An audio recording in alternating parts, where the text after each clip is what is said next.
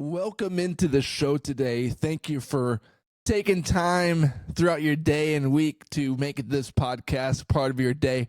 If you're watching on YouTube or listening on Apple or Spotify, hit that subscribe button so this podcast will show up in your feed Monday through Saturday. On yesterday's podcast, had some interesting follow-up comments when I posted these reels, and when I checked out the video myself, I noticed like this white gunk all over my lips, and I even got comments across the Instagram, Facebook, and YouTube page. Someone said, "Holy crap, man," with an SHIT instead of crap, says, "Wipe your lips and drink some water. You're foaming at the mouth the entire video." And if you have not seen that, check out my Instagram reels or yesterday's video. There's like this white line across my lips, and I guess that's what happens when you record at 5:30 in the morning. Sometimes you wake up with some gunk on your lips, and it looked like I was a crackhead for a moment. Now, one thing I'm really proud of in my life is never smoking anything, not a cigarette, not a cigar, not any sort of drug. And another thing I'm proud of is not having a single drink of alcohol underage and without a certain responsibility. Meaning, everyone's had a little sip of their dad's drink when they're like 12 or 13 years old, right? That's not good. That's not only me. When my dad's in the room and he pours himself a beer, "Dad, can I try a sip?" "Sure." So that's the only time that I had an underage drink is a sip of my dad's beer, and I didn't like that. And I still don't drink. I'm 33 years old, and I like to say I have about a quarter of a beer a year. And there's a certain time of year for me to do that. The certain time of year is a summer day and 95 degrees. You're planting grass in your lawn or mowing grass or doing some heavy work outside, and you're just exhausted, you're sweaty, and the only thing that can satisfy is just like an ice cold beer. And I never drink the whole thing. I drink like a sip or two, and then I'm like, okay, I'm satisfied. I just needed an ice cold beer. You walk in, something about being the man of the house after working a long day outside, sweating, and you just want a beer. That's the only time I have a beer a year. All right, lots of Minnesota Vikings talk this morning because there was some breaking news that happened overnight, and I don't know if it was necessarily as breaking as it would have been if this came out 2 weeks ago, because this has been basically the momentum or the temperature in the room for a few weeks, pretty much all offseason. Kevin O'Connell has said countless times that Sam Darnold was going to basically be allowed to test the free agent market. He has earned the right, he said multiple times, to be the marquee free agent as free agency approaches later on this week.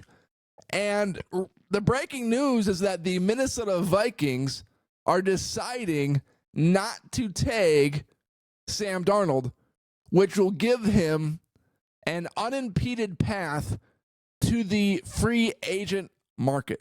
Now, this has been the debate all offseason because there are hungry quarterback teams like the Raiders, Giants, Jets, Titans that need a quarterback if they want to compete next year. And especially if you're a guy like Pete Carroll that's already 70 years old and you're stepping into a situation like the Raiders with a new general manager and with Tom Brady becoming an owner, you want to have stability at the quarterback position. And right now, the Raiders do not have that, and it appears that Sam Darnold seems to be the most likely option to fit that role since Matthew Stafford was able to come to terms with another contract with the Los Angeles Rams. So the question that needs to be answered is, was this a catastrophic failure by the Minnesota Vikings organization? There's a few things that we need to discuss because I don't think this is a simple black or white answer. The first thing that I think needs to be discussed is J.J. McCarthy going to be a franchise quarterback for the Vikings next season or the season after that for the next 10 to 15 years? Because if that is true, and he is a franchise quarterback, now that has nothing to do with Sam Darnold being tagged or not, but what it does have to do with is we are going to forget really, really, really quickly about Sam Darnold's tag and why didn't they tag him and they should have tagged him. We're going to forget about that really quickly. We're not even going to care in a year if J.J. McCarthy proves to be an elite level quarterback in the NFL. Right now, it's a debate. Right now, was this a catastrophic failure? Right now, it's, why didn't Kwesi get anything for Darnold, who's the marquee free agent quarterback that quarterback-needy teams want? And that's a fair discussion to have.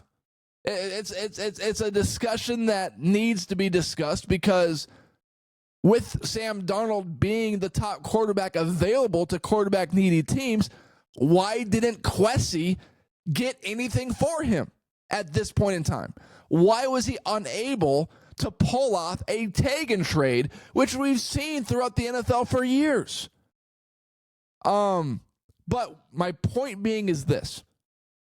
We are going to forget really quickly about this whole tag and trade thing if McCarthy proves to be the guy in Minnesota.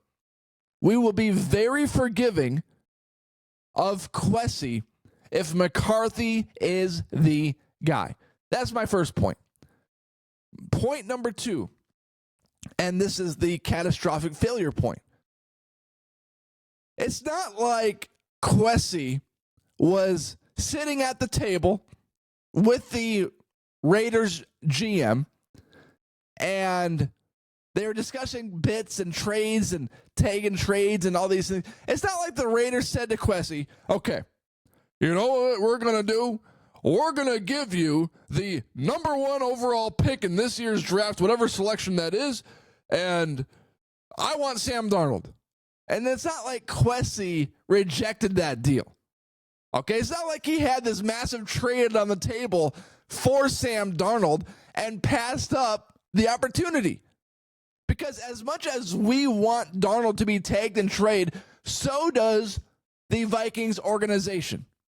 Because the Vikings general manager, Kwesi Adofo-Mensah, is also in negotiations for a contract extension. And when you're in negotiations for a contract extension, then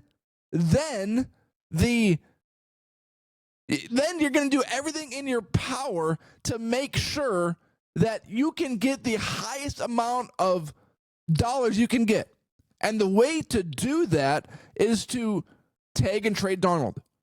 And I don't know if he just fell for the BS crap that teams and agents and general managers throw and hope sticks, because the Vikings are not going to get anything for Darnold unless they re-sign him to a multi-year deal. Then it's like a sign and trade, and instead of a tag and trade, maybe that's a possibility. But it seems like it's not. I mean, why would a team agree to a sign and trade when Darnold's entering free agency? So I get why it appears to be a massive failure from the Viking standpoint. You're already not loaded in draft picks. You gave up a bunch of mid-round picks to move up last year. You have the number 1 overall quarterback on the market, and you're just going to let him walk for free. When you have an asset like Darnold, and you have the ability to tag and trade him, which we've seen before in the league at different positions, then the hope would be that you would get something back. And maybe this was a catastrophic failure from the Vikings. maybe they should have called out the BS bluffs from other organizations and Darnold's agent. But I go back to what I said earlier. It's not like Kwesi had this massive offer on the table for Darnold and he rejected it. My theory is that Darnold's market was not as hot as we anticipated it would be. On paper, Darnold might be the number one quarterback available this offseason. But Darnold also has a past. And it's a sketchy past. Okay? It's a sketchy past. And maybe there were a lot of teams hesitant to sign Darnold or trade for Darnold and give him a second or third round pick. Maybe that's not something the Raiders were willing to depart with. Because I think that's realistic. It's not like Darnold.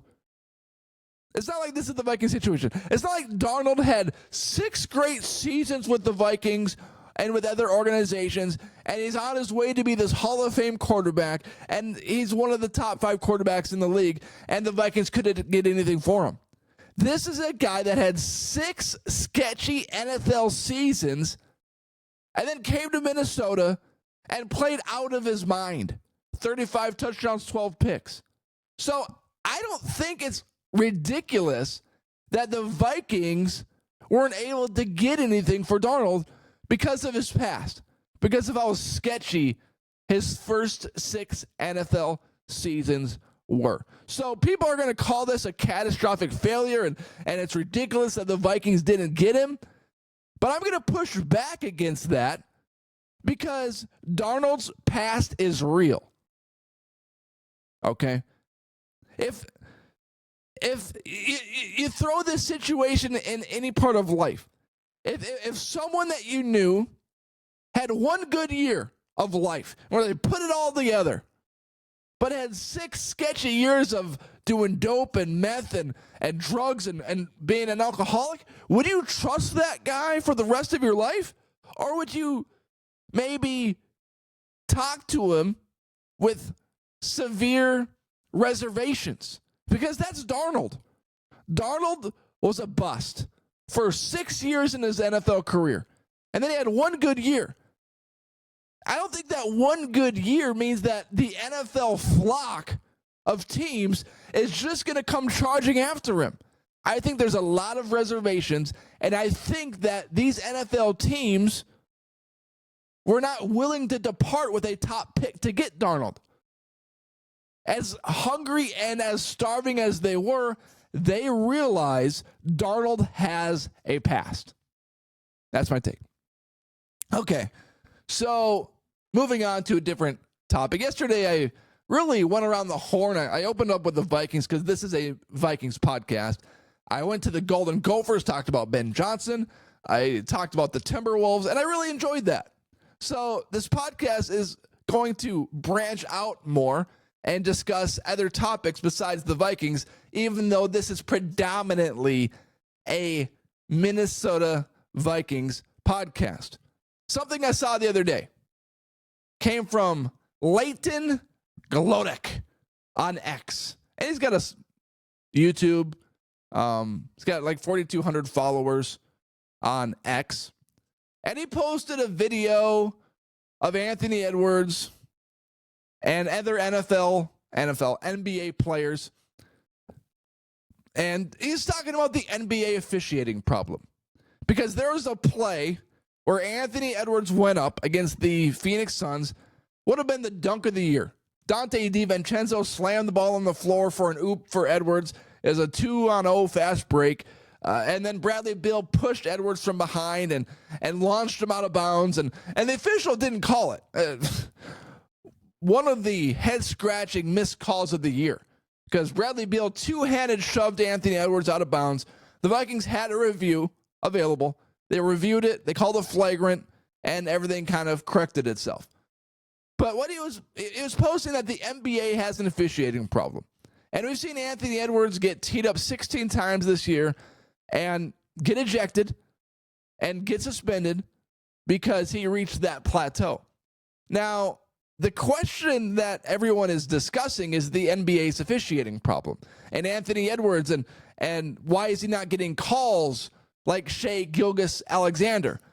And here's the truth about the situation.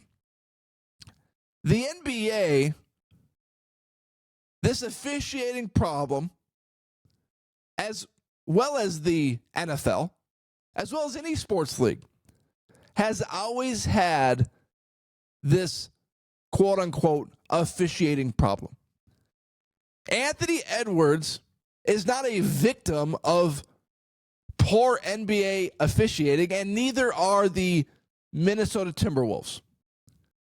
Have you ever watched LeBron James play, in his prime particularly, and have you ever watched how he was officiated? LeBron James, every time he went to the rack, he would get hammered. And the amount of missed calls the officials missed on LeBron James was outlandish. Nobody has ever been fouled more in the NBA and had it not called than LeBron James. And what we are seeing as Minnesota Timberwolves fans is an elite player like Anthony Edwards attacking the rim and be given the same treatment as a player like LeBron James. Meaning, when players attack the rim, like in Anthony Edwards, that is the toughest play to officiate because there's a lot of contact, there's a lot of physicality, and when Edwards is in the air, you can't really tell if his arm got hit, how much of the contact is exaggerated, if it was straight up verticality. And this NBA officiating problem is also more relevant because anytime there's a foul or a missed call, it immediately gets posted on social media for everybody to criticize and say, how did you miss that call? And what's so interesting about it is that these people that are complaining about NBA officiating have never officiated a basketball game in their life, have never officiated middle school basketball because they don't know how to. And as easy as it looks to officiate in slow motion, you put yourself out on that court and they have no idea. So Anthony Edwards, yeah, did they miss the call? Yes. But they've been missing calls forever. Look at how LeBron James was getting officiated throughout his prime. Always hacked. Always fouled as he drove through the paint. And there's nothing different about today's league except for the fact that players have made it more challenging for NBA officials to call to call fouls because of the way that they play. So much of the contact is exaggerated. You get a little touch on the fingernail or on the fingertips, and players go flying 5 feet out of bounds. And how is an official supposed to interpret whether a player was flopping or whether a player was actually hit? Because you see it all the time in the league where guys are flopping and really taking contact and exaggerating it to another level. And NBA officials, players watch tape, coaches watch tape, NBA officials also watch tape. NBA officials also look at players and their tendencies and say, you know what? This guy likes to complain after calls. And I just watched the replay. There wasn't a foul there. That was clean. So next time I'm officiating this player, I am not going to trust every single thing that he says to me because of his tendencies while he's on the basketball court. So as much as Edwards complains and as much as Minnesota Timberwolves fans want to complain about the lack of fouls that Edwards has received from the crew this year, you need to you need to take a break from that ridiculous banter, because the NBA officiating has always been this way. They're not going to get every single call right. One of the toughest games to officiate, just like the NFL. You really slow it down. These guys are the most athletic players in the world. And when you slow it down to slow motion, and you've got millions of people watching the game, and you slow down a pass interference non-call or pass interference call to slow motion, and everybody on the couch is all of a sudden an expert in being an NFL ref or an NBA official. It's ridiculous. Anyway, all right, one last topic to dive into, and this one's a controversial one. The Minnesota, Congress, voters, Republicans and Democrats, just on Monday or Sunday or Monday, they had an opportunity to vote against transgender men playing against women in sports. In Minnesota, this is. Every single Democrat in Minnesota House voted for biological men that became trans to continue competing against biological women. And Minnesota Republicans voted 67 yes to banning it. Democrats voted 66 no to stopping it. And all they needed was one vote, 68. All they needed was 68 votes to ban this. And now women in middle school, high school, probably college too, in Minnesota now have to compete against biological men dressing up as women in sports, because Democrats refused to ban it.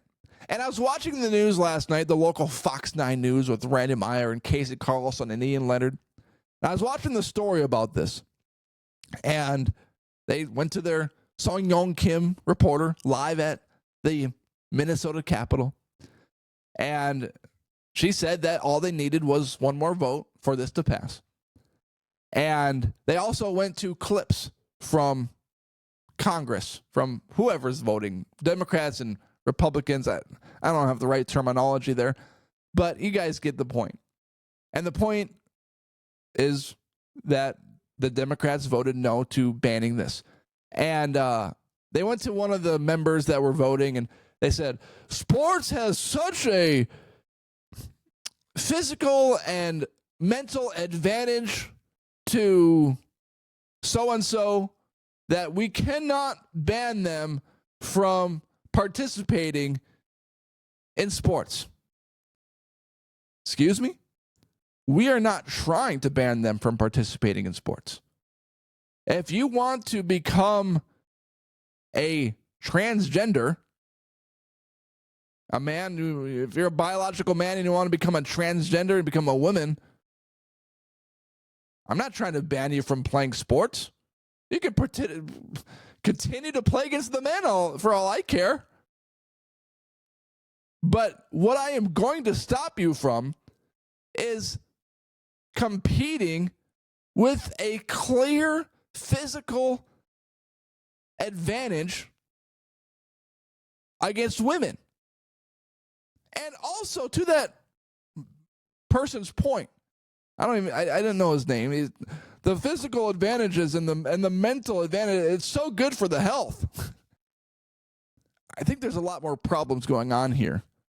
If you're a biological man dressing up and changing your gender to become a woman, than a physical and mental advantage by playing sports. There's a lot more problems going on here. And this person was from Eden Prairie, a Democrat from Eden Prairie. And they were talking about how they were a coach. They coached and they were part of it, and they coached a transgender, and it was such a good thing for that transgender to be on the floor. Let me ask you in a reverse role, because this is what they are refusing to answer or refusing to think about because they are so aligned with their party. Hey, this is a hypothetical, but it's really not. This is truth. If your daughter was competing and dedicated their life to sports and to becoming a better athlete, practicing in the driveway, sweating, going to camps and practices and AAU basketball, and had an opportunity to play against competition in high school basketball, reached the championship game, but then got obliterated, maybe even injured, because a biological man decided to dress up as a woman and defeated your daughter. How would you feel about that?